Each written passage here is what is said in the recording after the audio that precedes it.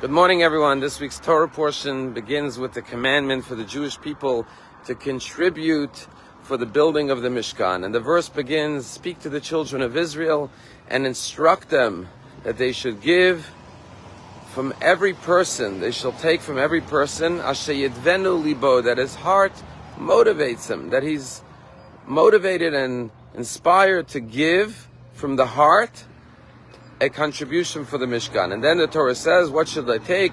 Gold, silver, and copper. The various materials needed to build the Mishkan. And it's interesting that till today, many times when synagogues have fundraisers, they have gold level, silver level, bronze level, higher levels represented by more expensive materials. But here's the key. The verse says that a prerequisite for giving to the Mishkan is that it had to come from the kindness of your heart, from the love in your heart, from the generosity of your heart. And therefore what the Torah is saying is that sometimes a person could bring a big piece of gold, but it's not from the heart. And then another person could bring copper, but it's from the generosity of his heart. And which one is desired by God? Not the gold, but the copper, because it's not the material that matters most, it's that it comes from the heart that matters most. And furthermore, what the Torah is saying is that there may be a big difference between gold, silver, and copper. But if all three people bring their respective contributions from the generosity of their heart, from the love in their heart, then in the eyes of God, they're all considered equal.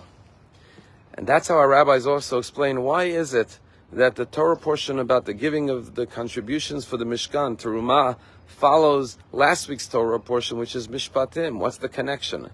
And our rabbis explain that the last story in the portion of Mishpatim was how God asked the Jewish people to accept His Torah. And what did the Jewish people say? Na'aseh v'nishma, we will do and we will listen to whatever you ask us to do. They accepted it with love, unconditionally.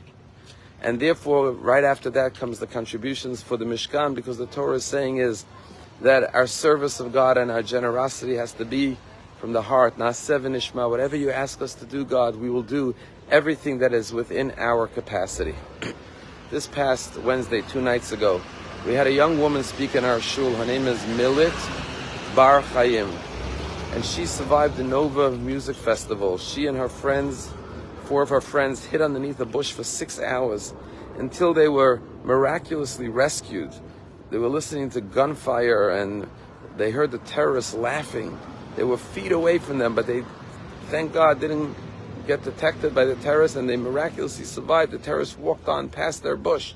And after hours and hours, they heard about a man by the name of Rami Davidian who was saving people in the neighborhood, because she posted on Instagram that she's hiding, and someone sent her a contact. And she reached out to Rami Davidian, and Rami said, I'm coming to get you.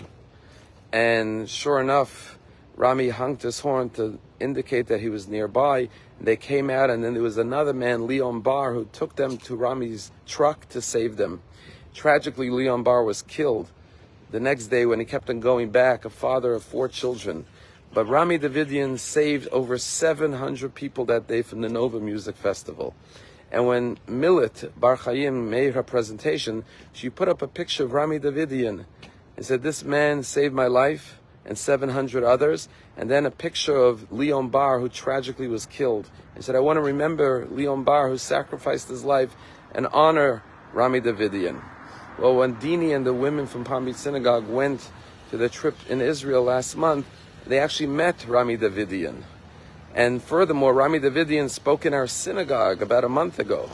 And Dini has his WhatsApp number. So yesterday, Dini WhatsApped Rami Davidian a picture of Milit holding her computer with a picture of Rami and Leon, and said, this girl is speaking about you and what you did, telling the world about your heroic efforts.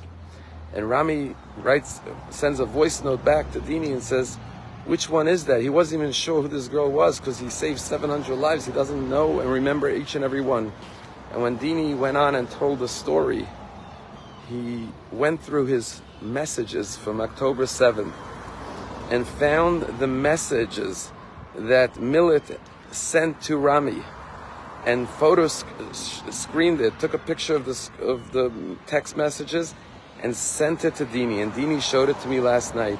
And I got chills down my spine when I saw Milit Bar Chaim's text to Rami on October 7th. It was 12:36. It was right in the middle of the day. They were hiding there for 6 hours.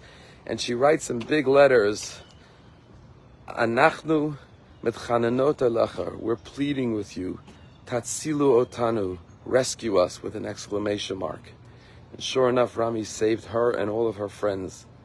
And I was thinking to myself, there are people like Rami who did amazing, heroic things, saved 700 lives on October 7th. That's the gold. And then there's us that are doing what we can do. Maybe sending donations to Israel, maybe visiting Israel, maybe sending letters to the soldiers. And we may say, we're just giving some copper. Our contribution, our support is nothing in comparison to what he did. What the Torah is saying is that every person has a different capacity. Every person has different abilities. But if we're doing it with the same love and devotion, then it's all equal in the eyes of God. Have a Shabbat Shalom.